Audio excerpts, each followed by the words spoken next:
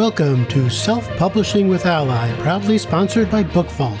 Sell high-quality print-on-demand books directly to readers worldwide and earn maximum royalties selling directly. Automate fulfillment and create stunning special editions with Book Vault Bespoke. Visit bookvault.app today for an instant quote. Our self-publishing news stream is sponsored by book cover design company Mibble Art. They offer unlimited revisions, take no deposit to start work, and you pay only when you love the final result. Get a book cover that will become your #1 marketing tool. And now, here's your host for Self-Publishing with ALLi, Dan Holloway. So after all the fun and games of last minute breaking news from the selfies at London Book Fair, it's back to relative normal this week in self-publishing news, with most of the news dominated by Spotify, and obviously you will have seen across many parts of the media the latest ventures of AI into writing fiction. We will start with Spotify and the announcement of their new program aimed directly at indie authors. So this is a program for short audiobooks, and as they put it in their press release, this is a new publishing program for independent authors, which is a slightly strange way of putting it. They want indie authors and they want to publish them. Nonetheless, it is aimed at indie authors, albeit giving up a little bit of your indie status. Although they do make very clear throughout the article that if you want to retain absolute independence, you are always free to self-publish your titles direct to Spotify, whether they are short audiobooks, long audiobooks, or intermediate length audiobooks. And they remind you that Spotify is never exclusive, so you can publish to them and publish to many other places as well. But this new program, it is looking specifically at targeting books of the 10,000 to 20,000 word range. So for me, that feels like something that is going to be 60 to 90, 2 hours, minutes, which is basically something that falls into the sort of the long form podcast range, the kind of thing that would see you through a commute there and back to work, which is very much a hot format at the moment, seeking to cash that in. And this looks like a great opportunity to tie fiction into that. Calling them novelettes, you may remember some time ago when novellas started becoming really popular, that novelettes became a thing as well, again about the same range. And the same principle, this is something you could read on the way to work in a day. And it's also no surprise where they are focusing this. So at the moment they're looking only at 3 genres. And those genres, of course, are romance, mystery and thriller, and sci-fi fantasy. And there is a note, of course. It says cross-genre works like romantasy. Dark romance, thriller, mystery, sci-fi, or psychological thriller are encouraged. That, again, no surprise.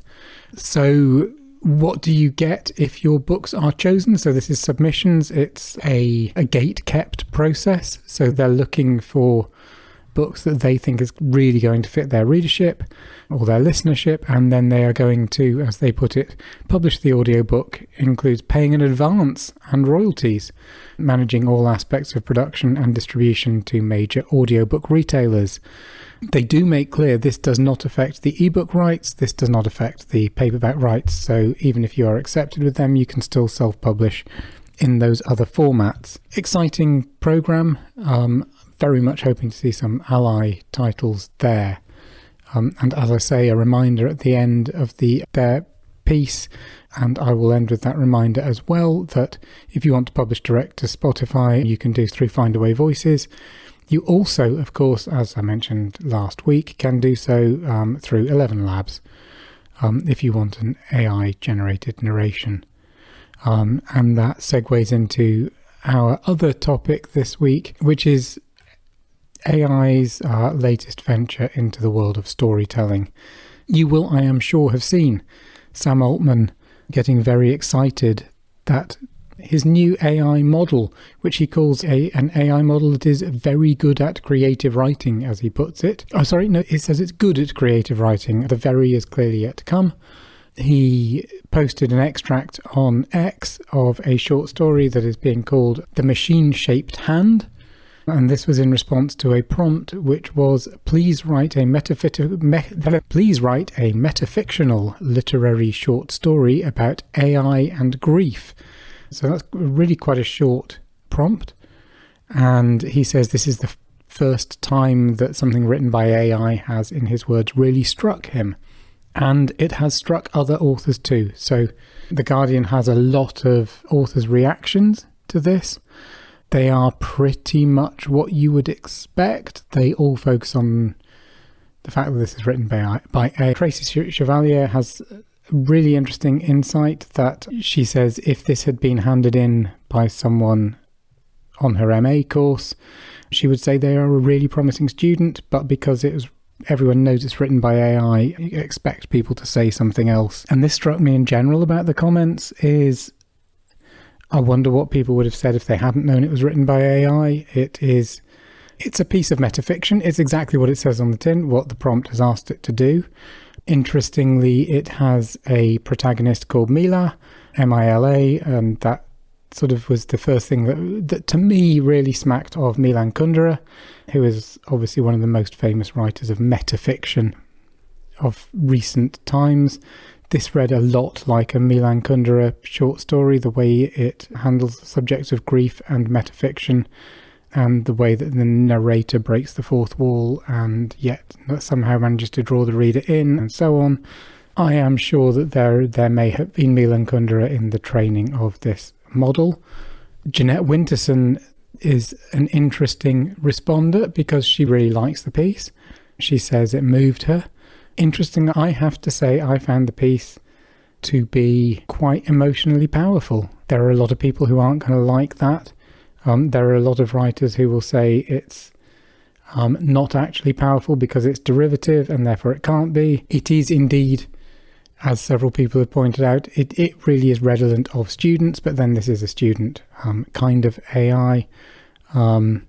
It's that kind of pretentious creative writing student, but then again it was asked to produce metafiction, so what do you expect? I think it does what it does exceptionally well. Whether we should be worried about this as writers, I don't know. So Jeanette Winterson definitely says we shouldn't.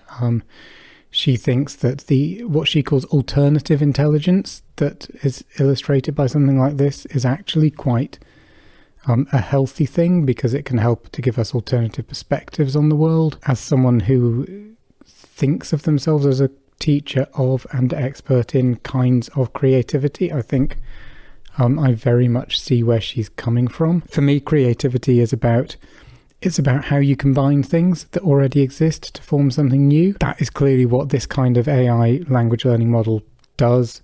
It's also what we as writers do. And I think, and I've talked about human exceptionalism a lot over the years. I get a lot of flack for it from many in the creative community, but I think I do stick by it. I think when something produces something like this, is it any more or less pretentious than a human being? Can you ascribe things like pretension to it? Can you deny the emotional impact of a story just because it's written by a machine? If you didn't know it was written by a machine, would it have more or less emotional impact? All sorts of fascinating questions that a piece like this raises. And so I'm sure that this is a debate that will carry on. And like Tracy Chevalier's precocious MA student, I am sure that this is the start of a very fast expanding career for AI written fiction, and we all need to work out what to do with that landscape. That's either a really positive or a really bleak note to finish on. Maybe we could take our minds off it by coming up with some nice novelettes and dark romantasy to submit to Spotify. In the meanwhile, I'm getting back to formatting my latest book, which is out this Tuesday. It's lovely to have a little break to talk to you, because I am at the point where I'm sure you all know, we all get, where the ebook formatting does things that you cannot understand from the source text you've given it. And so now I've calmed down a little bit, I will go back and seek to remedy them. And with that, I look forward to speaking to you again next week. Thank you.